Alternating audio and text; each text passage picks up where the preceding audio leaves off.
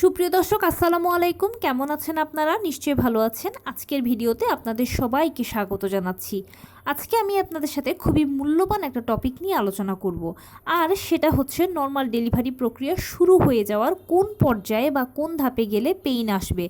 আপনারা আমাকে maximum time বিভিন্নজন বিভিন্ন ধরনের প্রশ্ন করেন। প্রশ্নগুলো এরকম থাকে যে, আপু আমার জরায়ু মুখ খুলেছে কিন্তু পেইন নেই, আপু আমার রক্তস্রাব যাচ্ছে কিন্তু পেইন নেই, আপু আমার পানি ভাঙছে কিন্তু পেইন নেই।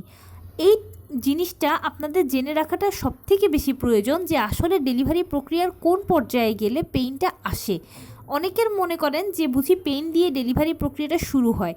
এই পেইন সংক্রান্ত ইস্যুটা বা এই খুঁটিনাটি জিনিসগুলো অজানার কারণেই কিন্তু বাড়তি একটা টেনশন আপনাকে নিতে হয়। কিন্তু আজকের ভিডিওতে আমি সব কিছু ডিটেলসে ব্যাখ্যা করার চেষ্টা করব। এতে আপনারা যদি জেনে রাখেন তাহলে পরবর্তী সময়ে আপনাদের সময়তে এটা কাজে লাগবে, অহেতুক টেনশন হবে না। চলুন মূল ভিডিওতে যাওয়া যাক। বাই দ্য ওয়ে, মূল ভিডিওতে যাওয়ার আগে একটা কথা বলি, আমি আমার চ্যানেলে pregnancy related, specially normal delivery related অনেক ইম্পর্ট্যান্ট তথ্য ভিডিও আকারে শেয়ার করে থাকি। এই তথ্যগুলো আমার পার্সোনাল এক্সপিরিয়েন্স ও আমার ডক্টরের সাজেশন থেকে নেওয়া। তাই আমার চ্যানেলটিকে যদি একবার আপনারা ভিজিট করেন তাহলে আপনারা আপনাদের প্রশ্নাতীত মনের অনেক প্রশ্নের উত্তর পেয়ে যেতে পারেন। আমন্ত্রণ জানাবো আমার চ্যানেলটিকে একবার ভিজিট করে দেখার জন্য। এবারে চলুন মূল আলোচনায় যাওয়া যাক। আমি শুরুতেই বলেছি আজকে আলোচনা করব ডেলিভারি প্রক্রিয়া শুরু হয়ে যাওয়ার কোন পর্যায়ে গেলে পেইন আসবে। দেখুন, নর্মাল ডেলিভারির জন্য একজন মা ও বাচ্চাকে কিন্তু মোটামুটি ফিট থাকতে হবে। বাচ্চার পজিশান, পানি, প্লাসেন্টা, ওজন সব কিছু ঠিক থাকলে, বাচ্চা সার্বিকভাবে সুস্থ থাকলে এবং মা যদি সার্বিকভাবে সুস্থ থাকেন তাহলে ইনশাল্লাহ ধরে নেওয়া যেতে পারে ডেলিভারিটা নর্মালেই হতে যাচ্ছে, সব কিছুই নর্মাল ডেলিভারির অনুকূলে আছে। আর নবম মাসে আপনারা যখন লাস্ট চেক আপটা করাবেন তখনই কিন্তু এখানে ফাইনাল একটা সেটেলমেন্ট এসে যাবে যে আপনার নর্মাল ডেলিভারি হবে না সিজার হবে। 90% ডেলিভারি নর্মালেই হয়, মা বাচ্চার সব কিছু ঠিকঠাকই থাকে। কিন্তু মা বাচ্চার দুজনের মধ্যে যে কারো বা দুজনেরই যদি কোনো সমস্যা থাকে তখন সেক্ষেত্রে সিজার হবে।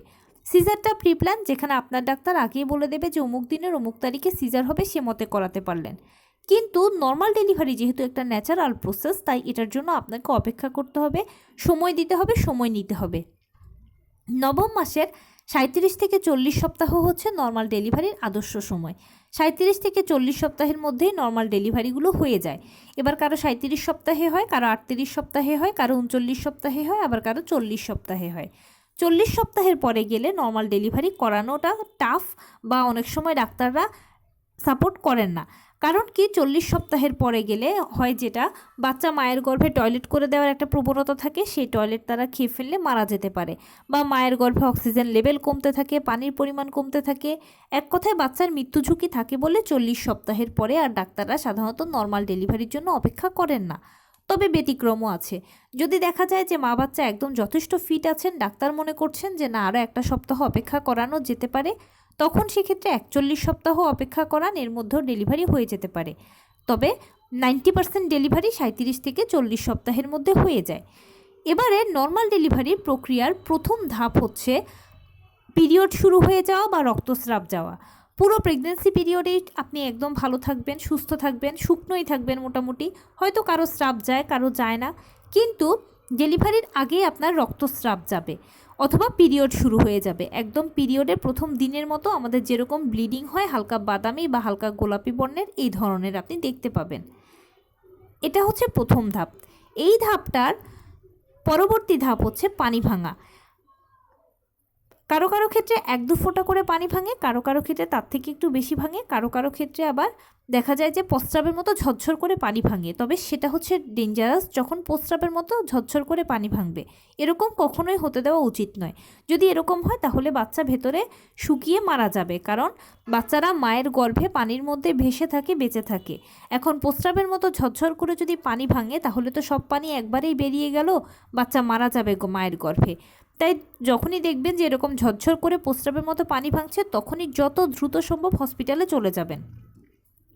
আর যদি দেখেন যে না, 1-2 ফোঁটা করে ভাঙছে, তখনও হসপিটালে চলে গেলেই সবথেকে বেশি ভালো হয়। ডাক্তারের অবজারভেশনে থাকলেন, আপনাকে আর বাড়তি টেনশন করতে হলো না। কিন্তু যদি সাহস করে বাসায় থাকতে পারেন তাহলে অবশ্যই বিছানায় শটান শুয়ে থাকবেন, কারণ একটাই ঝরঝর করে পানি ভাঙতে দেওয়া যাবে না বা বেশি পানি ভাঙতে দেওয়া যাবে না। এবারে বলেছিলাম আমি প্রথম ধাপ থেকে দ্বিতীয় ধাপের কথায়। প্রথম ধাপ থেকে দ্বিতীয় ধাপ শুরু হতে কারো কারো 5-7 ঘন্টা সময় লাগে, কারো কারো ক্ষেত্রে আবার 12-13 ঘন্টা সময় লাগে, কারো কারো ক্ষেত্রে আবার 24 ঘন্টা সময় লাগে। এটা মানুষ বুঝে কার কতক্ষণ সময় লাগে।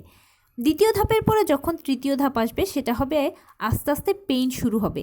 এই পেইন আসতে গেলেও কারো কারো ক্ষেত্রে আবার দেখা যায় 5 থেকে 7 ঘন্টা লাগে, কারো 13-14 ঘন্টা লাগে, কারো আবার 24 ঘন্টার মধ্যে পেইন এসে যায়। পেইনটা প্রথমে হালকা, তারপরে মাঝারি, এরপরে ভারী। পেইনটা কারো কারো 10 মিনিট পর পরে হয়, কারো কারো 15 মিনিট পর পর, কারো কারো আধা ঘন্টা পর পর হয়। সময়ের হিসেবে যদি বলি, ধরুন আপনার 7টার সময় পেইন শুরু হয়েছে, কয়েক সেকেন্ড থাকলো, তারপর চলে গেল, আবার 15 মিনিট পরে আসলো, আবার কয়েক সেকেন্ড থাকলো, আবার চলে গেল। এভাবে করেই কিন্তু পুরো পেইনটা হবে। শুধু শেষ পর্যায়ে গিয়ে মানে যখন আপনার বেশি ব্যথাটা উঠবে তখন বারে কমে আসবে। যেমন আগে যদি 15 মিনিট করে হতো, এখন হয়তো 2-1 মিনিট পর পরে হচ্ছে। যখন ভারী পেইনটা হবে তখনই জরায়ুর কন্ট্রাকশান শুরু হবে, মানে জরায়ুর সংকোচন প্রসারণ হবে। নর্মাল ডেলিভারির পেশেন্ট যদি হয়ে থাকেন, তাহলে নবম মাসেও যদি থাকেন, তাহলে হয়তোবা এখনই জরায়ুর কন্ট্রাকশান ফিল করতে পারছেন। মানে হচ্ছে পেট শক্ত হচ্ছে মাঝে মাঝে, আবার নিজে নিজে ছেড়ে দিচ্ছে, এটাকে জরায়ুর কন্ট্রাকশান বলে। আর তখনও এই কন্ট্রাকশানটা হবে ডেলিভারির সময়। এই কন্ট্রাকশানটার মধ্যেই বাচ্চা ভেতর থেকে চাপ দেওয়া শুরু করে দেবে। বাচ্চা যখন ভেতর থেকে চাপ দেবে, আস্তে আস্তে নিচের দিকে নামবে, তখন ডাক্তার আপনাকে বলবে যে মা চাপ দিন, জোরে জোরে চাপ দিন। আপনি তখন জোরে জোরে 2-3টে চাপ দিলে বাচ্চা বেরিয়ে যাবে, আর প্লাসেন্টা ডেলিভারি করানোর মাধ্যমে সাকসেসফুলি আপনার নর্মাল ডেলিভারি প্রক্রিয়াটা শেষ হবে।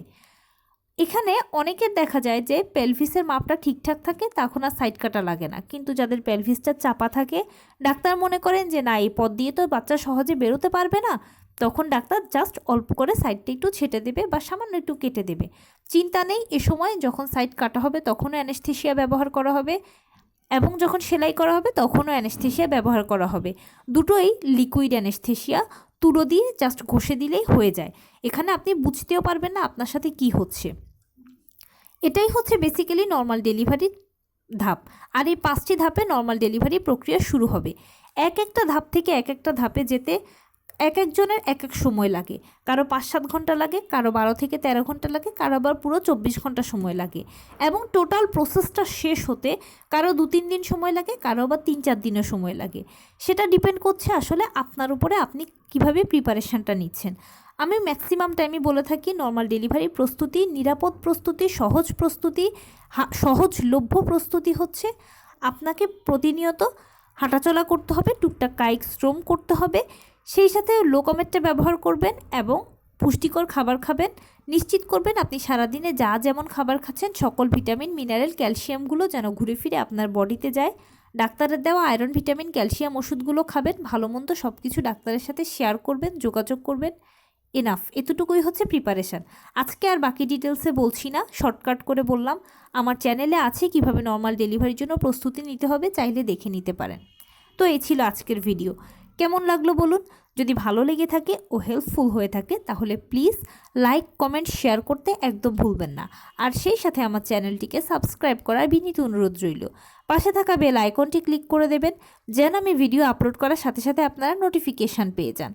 এবং সেই সাথে যদি কোনো প্রশ্ন থাকে কমেন্টসে জানাবেন, আমি রিপ্লাই দেব। যদি কোনো পরামর্শ থাকে যে কোন বিষয়ের উপরে ভিডিও বানালে আপনারা উপকৃত হবেন, সেটাও জানাবেন। আমি আপনাদের পছন্দের সর্বোচ্চ প্রায়োরিটি দেব। ভালো থাকবেন, সুস্থ থাকবেন। আসসালামু আলাইকুম।